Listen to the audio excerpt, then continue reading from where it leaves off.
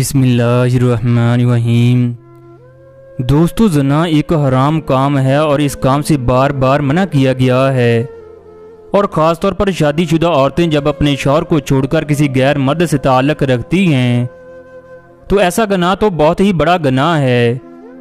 बाद औक़ात गैर मर्दों के साथ बातचीत करने और दोस्ती को बहुत ही ज़्यादा आम समझा जाता है, लेकिन दरअसल गुनाह की जानिब पहला कदम यही होता है। और यही हुआ एक ऐसी लड़की के साथ जिसने आँख खोली एक मुस्लिम घराने में, ख़ास तौर पर एक ऐसे दीनी घराने में। जब वो पैदा हुई तो वहाँ पर तो हर कोई अल्लाह अल्लाह करने वाला, उसकी माँ भी नेक, उसके वालिद साहब भी नेक, उसके बहन भाई भी अल्लाह के बहुत करीब, लेकिन वो खुद दीन इस्लाम को दिल से पसंद नहीं करती थी। और सबसे बड़ी बात ये थी कि जिस जगह वो रहती थी वहाँ पर थी गैर मुस्लिमों की भरमार। एक बार उसकी चुपके से एक लड़के के साथ दोस्ती हो गई। उसके वालिद साहब को ये खबर नहीं थी।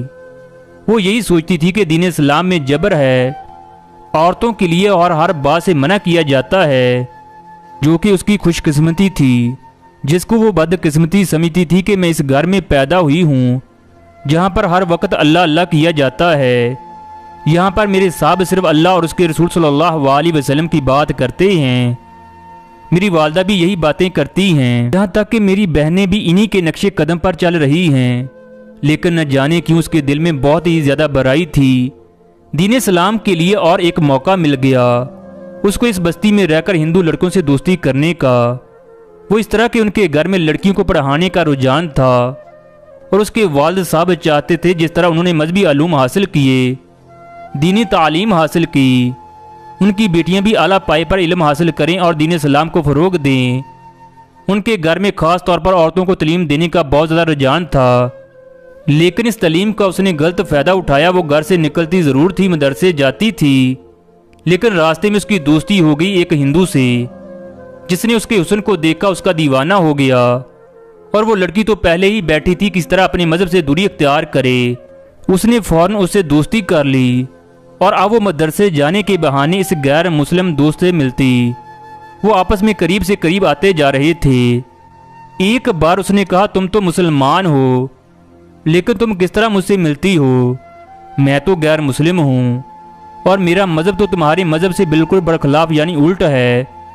तो वो कहने लगी, मैं अपने मज़हब को पसंद नहीं करती। मैं अपने वालिद साहब को देखती हूँ, हर वक्त वो तस्बीह पढ़ते रहते हैं और कहते हैं कि हमारे दीन में लड़कियों को बाहया होना चाहिए। गो कि वो लड़कियों की तालीम के बिल्कुल भी खिलाफ नहीं हैं और चाहते हैं कि हम अच्छी तरह से दीनी तालीम हासिल करें। लेकिन मेरा दिल नहीं लगता, न जाने क्यों। जब से आँख खोली है और होश संभाला है, मेरे दिल में मेरा मज़हब घर नहीं कर सका। तो वो लड़का कहने लगा, तुम क्या चाहती हो? मैं चाहती हूँ कि मज़हब को छोड़ दूँ, लेकिन तुम्हारे वालिद साहब नाराज़ नहीं होंगे तो उनको कौन बताएगा कि मैं अपने मज़हब से निकल चुकी हूँ। उस लड़के को तो मौका मिल गया था कि एक मुसलमान लड़की एक मजहबी घराने की होने के बावजूद, यानी एक नेक अल्लाह वली की बेटी होने के बावजूद, अपने मज़हब से निकलना चाहती है, खारिज होना चाहती है, गैर मुस्लिम होना चाहती है। तो उसके लिए बेहतरीन मौका था। उसने कहा, ठीक है, तुम अपने मज़हब से बिल्कुल ही निकल जाओ और कभी भी आप नमाज नहीं पढ़ना, और याद रखना कि खुदा की इबादत कभी नहीं करना, क्योंकि एक खुदा नहीं है, इस पूरी दुनिया को बहुत सारे खुदा मिलकर चला रहे हैं। वो कहने लगी, तुमने सही कहा। इस लड़के ने कहा, सबसे पहले मैं तुम्हारी मुलाकात अपने खुदा से करवाता हूँ। एक बुत उसके घर में रखा हुआ था जिसको वो बहुत मानता था। उसने कहा, मैं उनका मानने वाला हूँ, मैं उनसे जो मांगता हूँ ये मुझे वो दे देते हैं। मेरी हर ख्वाहिश पूरी हो जाती है। और देखो, जब से तुम्हें देखा है, जब मैं तुम्हारे इश्क में गिरफ्तार हुआ तो मैंने इनके ही आगे हाथ जोड़े थे, और देखो तुम मेरे पास आ गई। ना सिर्फ मेरे पास आई बल्कि तुम मेरे मज़हब में दाखिल होना चाहती हो। अब वो लड़की अपने बाप के सामने, अपने घर वालों के सामने तो बाज़ार मुसलमान बनी रहती, ढूंढ नचा रही थी, लेकिन मदरसे जाने के बहाने वो उसके घर चली जाती और वो लड़का वहाँ बैठकर अपने मज़हब के मुतालिक उसे बताता। यहाँ पर घर वालों को झांसा दे रही थी कि मैं मदरसे जाती हूँ और वहाँ पर बहुत देर हो जाती है आने में। अपनी बहनों को भी अपने साथ लेकर नहीं जाती थी और वो रोज़ वहाँ से जाते जाते रास्ता बदल लेती थी और इस लड़के के साथ जाकर जनाकारी करती। गर्ज वो गुनाहों की दलदल में इतना डूब चुकी थी कि उसे ये खबर नहीं थी कि वो अपने आप को तबाह कर रही है। ना सिर्फ अपने आप को तबाह कर रही थी बल्कि दुनिया और आखिरत भी उसकी बर्बादी की तरफ जा रही हैं। जहन्नम के गड्ढे में खुद को गिराने के लिए तैयार थी, बल्कि गिर ही चुकी थी। वो लड़का इसकी कमजोरी से फायदा उठा रहा था। वो मन मानी उसके साथ करता और वो हर रात उसके साथ गुनाह कबीरा करती और गुनाह कबीरा करके अपने घर आ जाती। लेकिन अल्लाह ताला की पकड़ सबसे ज्यादा सख्त है। एक रात जब वो गुनाहों के दलदल में गिरी हुई थी और गहरी खाई में गिरती जा रही थी, बरहन्ना हालत में थी, झूठ बोल रही थी कि मैं कुरान पढ़ती हूँ, कुरान की तालीम हासिल करती हूँ। उस लड़के के साथ पूजा करने के बाद जब वो आराम से उसके साथ गुनाह कबीरा कर रही थी, इसी वक्त मौत का फरिश्ता आया और उसकी रूह को कब्ज कर लिया। मौत ये नहीं देखती कि सामने वाला जवान है या बूढ़ा है या कमसन बच्चा है, बस अपने वक्त पर आती है। इसलिए इंसान अच्छी हालत में इस दुनिया से जाए, क्योंकि इसके बाद तो सारे दरवाजे बंद हो जाते हैं। बरहन्ना हालत में बंद कमरे में उस दोस्त के साथ वो मौत के मुंह में जा चुकी थी। वो लड़का, हिंदू लड़का, उस लड़की की अचानक मौत पर बहुत परेशान हुआ। उसको बाहर नहीं ला सकता था, किसी से उसका जिक्र भी नहीं कर सकता था। उसको समझ नहीं आया तो घर के सहन में इस लड़की की बरहन्ना लाश को फेंक दिया, यानी कपड़े से लिपेटा भी नहीं। इसी आलम में उसने इसके सहन में उस लाश को फेंक दिया और ज़मीन को बंद कर दिया। उसके पसीने छूट रहे थे, कहीं मुझ पर इल्ज़ाम न लग जाए। मैंने तो उस लड़की को मारा भी नहीं, अचानक मर गई, न जाने क्या हुआ इसके साथ। बहरहाल यहाँ पर वो मुंह छुपाकर बैठा हुआ था और इधर लड़की के वालिदैन सरापा हैरत बने हुए थे। परेशान थे कि बेटी तो आ जाती है, बेशक रात को देर तक आती है, लेकिन अब तक क्यों ना आई। वालिद साहब ने वालदा को इत्मीनान दिलाया कि देखें, मेरी उससे बात हुई थी, उसने कहा था वो कुरान को हिफ्ज़ कर रही है, इसी वजह से उसको देर हो जाती है। उस्ताद उसे अकेले में कुरान की सूरतें याद करवाते हैं, यही वजह है कि बेटी अब तक नहीं आई। उन्होंने कहा क्या मुअल्लिमा मुझसे बात कर सकती है? बापर्दा होकर वो मुअल्लिमा उनके सामने आई और कहा, मेरी बेटी इस हुलिये की है कि आपके पास वो देर तक कुरान पढ़ती है। तो वो हैरत से उन्हें देखने लगी। कौन सी बेटी? किसकी बेटी? आपकी बेटी को आज तक मैंने यहाँ नहीं देखा, लेकिन वो तो आती थी, हुलिया भी मैंने आपको बताया है। तो वो कहने लगी, इस हुलिये की लड़की तो आती थी, लेकिन तकरीबन 1 महीने से ज़्यादा हो गया है वो मेरे पास नहीं आ रही।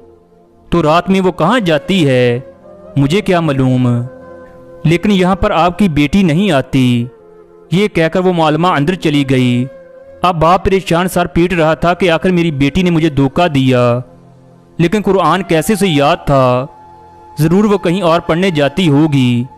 अपने इलाके के सारे मदरसों को देख लिया, लेकिन वहाँ पर उनकी बेटी न मिली। बल्कि कहा गया हमारे मदरसे की बच्चियाँ तो मगरब तक चली जाती हैं, आपकी बेटी की तरह की किसी लड़की को यहाँ नहीं देखा गया।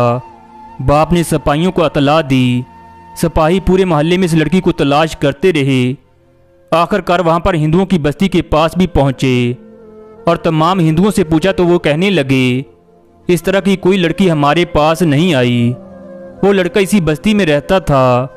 उसके घर का दरवाज़ा भी खटखटाया गया। जब दरवाज़ा खटखटाया तो उसने बड़ी मुश्किल से दरवाज़ा खोला।